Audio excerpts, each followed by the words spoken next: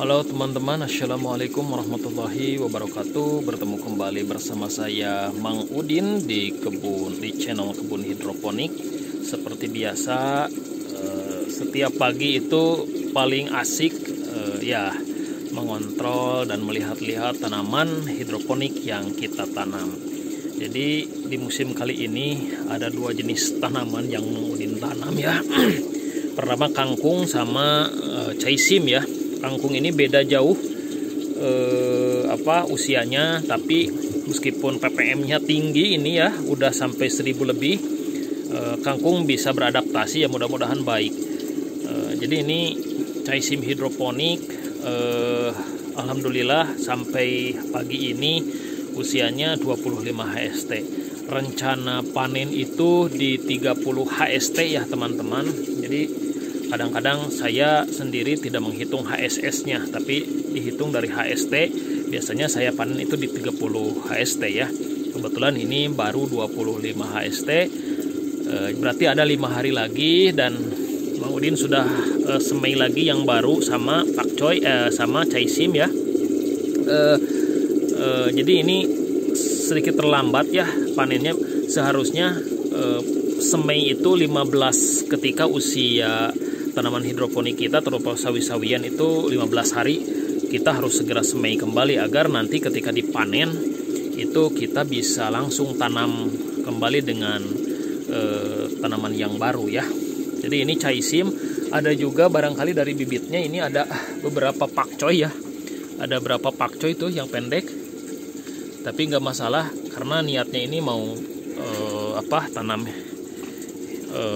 caisim ya. Alhamdulillah pertumbuhannya bagus-bagus dan ini daunnya lebar-lebar ya. Nah seperti ini ya, mudah-mudahan masih tumbuh besar ya, jadi bisa maksimal ya. Oke ya, seperti ini lumayan lah, lumayan untuk usia 25. Jadi untuk pemberian nutrisi memakai AB Mik, bukan AB Mik racikan. Insya Allah ke depan mungkin menggunakan AB Mik racikan merek hijau ya. Saya menggunakan nutrisi merek hijau untuk pemberian nutrisi biasa per minggu. Di awal sudah jatuh ini. Di awal pindah tanam ya, pindah tanam ke talang, biasanya saya memberikan nutrisi itu 600 ya. Itu untuk sawi-sawian standar. Berdasarkan pengalaman itu 600 itu cukup bagus ya untuk tanaman hidroponik kita, tidak pernah ada masalah. Bisa dilihat tidak ada yang kuning, alhamdulillah sempurna ya. Meskipun ada hama tapi diatasi secara manual saja karena ini baru sedikit.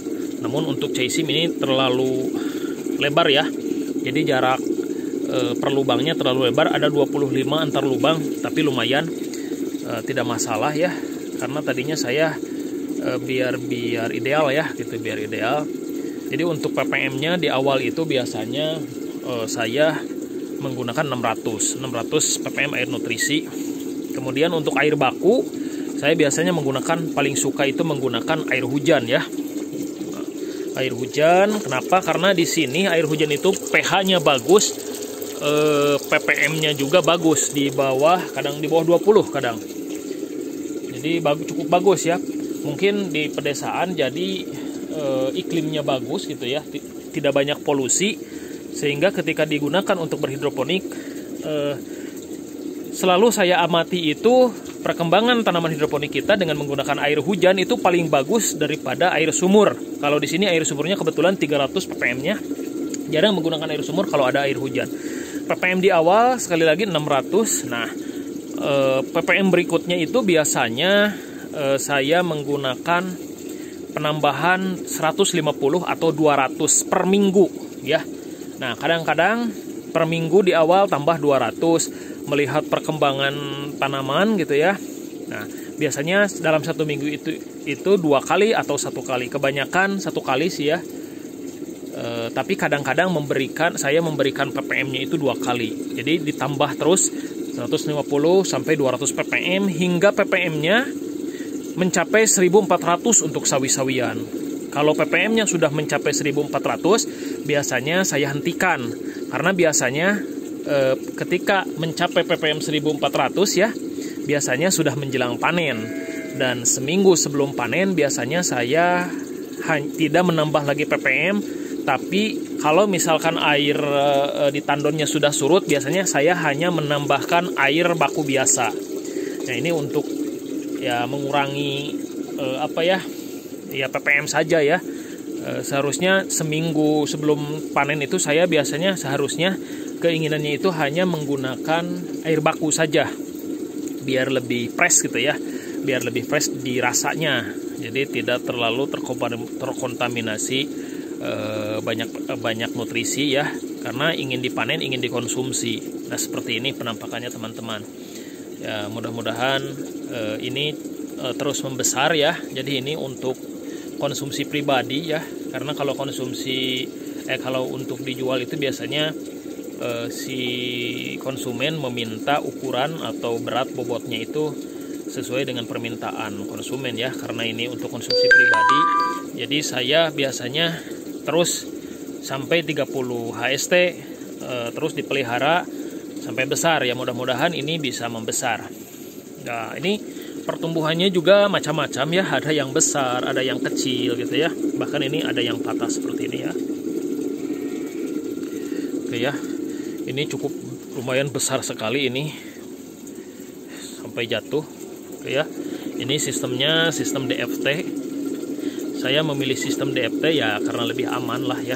Jadi untuk pengairan hanya di siang hari saja, jadi di malam tidak 24 jam ya. Kalau di malam hari biasanya pompa saya matikan. Biasanya dimulai kembali dari jam 8 gitu ya sampai jam 5. Jam 5 itu sudah dimatikan, dan malam itu tidak menggunakan pompa sama sekali. Kenapa? Karena ya DFT ya, saya menggunakan sistem DFT.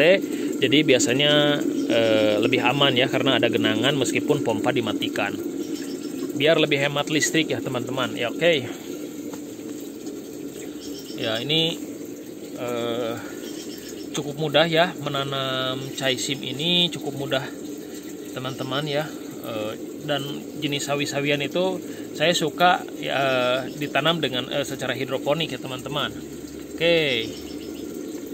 Itu sebelah sana pakcoy ada berapa pohon? 1, 2, 3, 4. Ada 5 pohon pakcoy kayaknya ini. Nah, ini kayaknya pakcoy dengan benih kadaluarsa tapi lumayan bagus.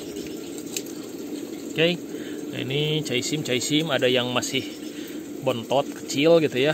Bahkan mungkin kalau dilihat dari kualitas benih ya sepertinya ini coba usianya sama semuanya, sumber nutrisinya sama, tapi ini posturnya kecil ya. Nah, ini sepertinya pakcoy. Karena ini kenapa? Ini karena saya menggunakan untuk pakcoy, beberapa bibit pakcoy itu bibitnya sudah kadaluarsa ya teman-teman. Kita bisa lihat dari ketika semai pun sudah kelihatan pertumbuhannya itu agak sedikit lambat ya dengan menggunakan bibit kadaluarsa. Jadi ini baru tumbuh nih, padahal usianya hampir mencapai 30 HST. Sementara yang lain itu bagus pertumbuhannya ya. Bahkan ada yang ini sama pakcoy ya. Ini menggunakan menggunakan bibit kadaluarsa ya. Ini bahkan udah berbunga di 1 minggu ya, di 7 HST ini sudah berbunga, saya sudah potes. Entah kenapa, barangkali pengaruh dari bibitnya juga. Jadi kalau bibit kadaluarsa ya memang pertumbuhannya kurang maksimal ya. Pertumbuhannya terganggu. Baik sahabat, teman-teman, itu review pakcoy di 25 HST ya, mudah-mudahan terinspirasi dan mudah-mudahan teman-teman juga bisa bertani secara hidroponik, karena bertani hidroponik itu sehat meskipun masih menggunakan pupuk kimia ya, tetapi kita menghindari penyemprotan dengan desinfektan, baik untuk menangani jamur ataupun menangani serangga. Jadi ya mudah-mudahan lebih sehat dibandingkan dengan teknik pertanian konvensional yang kita harus mengendalikan hama gitu ya. Kalau di hidroponik itu lebih aman lebih nyaman, lebih praktis, lebih santai, tidak perlu main kotor-kotoran. Kita sudah bisa bertani sambil bekerja. Terima kasih, salam hijau, salam hidroponik.